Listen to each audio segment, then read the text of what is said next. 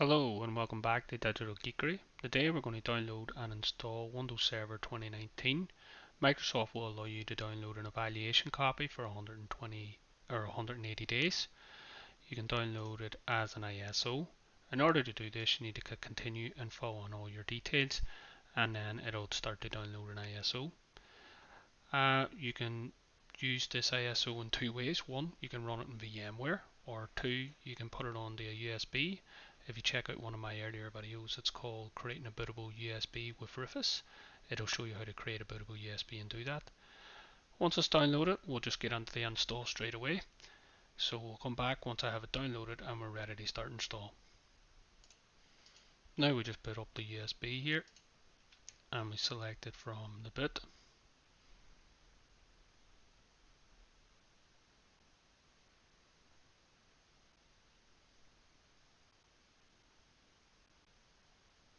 And we just let this power up.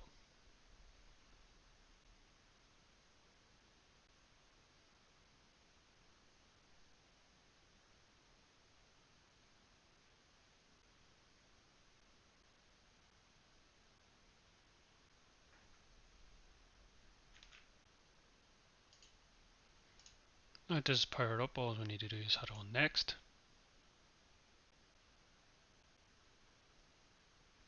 And it'll automatically start copying the Windows files and getting them ready to install. We'll just let this run through and we'll come back as soon as it's installed, and I'll show you how to do the basic configuration in Windows Server.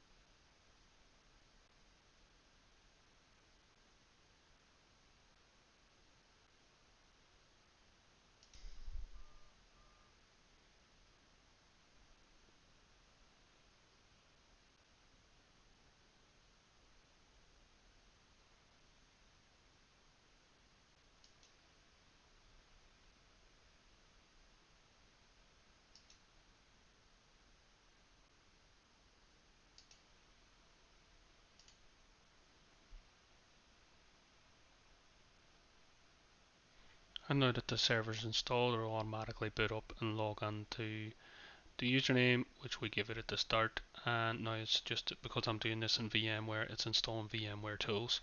However, this would be the exact same if you were installing it on an actual server yourself. And now it'll just automatically restart the server after the first install, so it'll just take a wee second to boot back up again. Now that it's booted back up again, it'll just automatically log into the user that we set, and we can click on don't show this message again so it won't pop up again.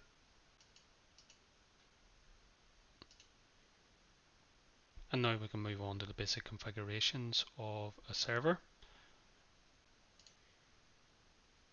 First thing you're going to want to do after you build your server is head over on the local server. You're going to want to rename the server itself. This is standard practice, and it'll also come in handy when you're doing any server connections down the line. So I'm just going to call this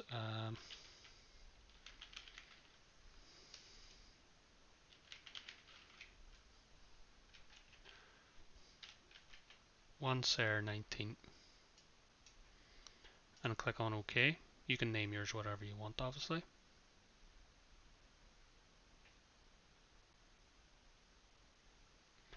And it'll ask to automatically restart the PC because we've just renamed it. So just go ahead and hit restart now and let that boot back up.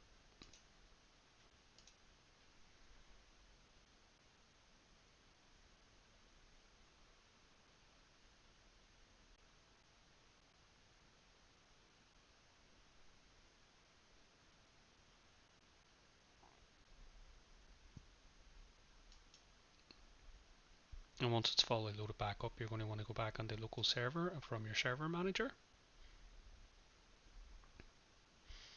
and you're going to want to configure a static IP address on your server.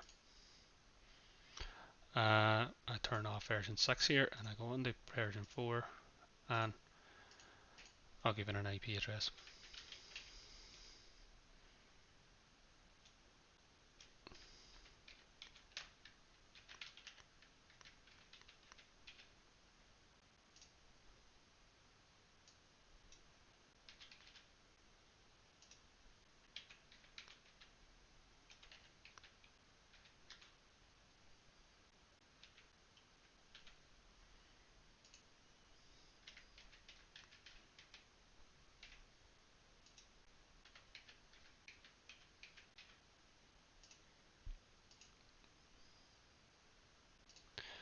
And now the server is configured with a static IP address.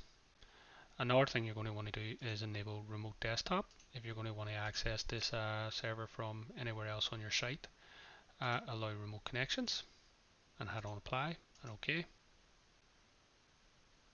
And another thing you want to do is check on your date and time, make sure it's in your correct time zone and the time is correct. This is very important, as if the time's out and you go to sync it up with anything else later down the line, could come around to issues. Last thing you're going to want to do in basic configuration is check for Windows updates.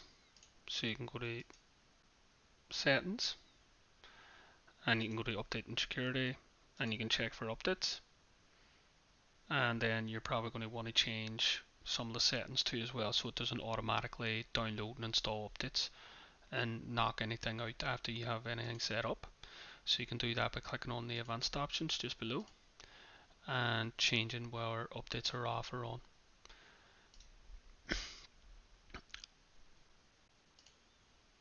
And another thing I like to do just before I actually start using the server is go to computer management. Although I've already set up an administrator account, I also like to set up a second administrator account, just in case I ever need to get back in or I'm locked out. I just call this admin and I set the password on this.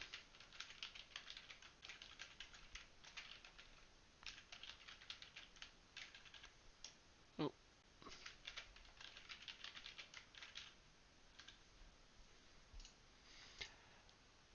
and the password never expires, and I don't create account. I always create a username like this. Hopefully I never need to use it, but I always create a username like this so I can get back into the server in the event that I ever do accidentally be locked out for any reason whatsoever.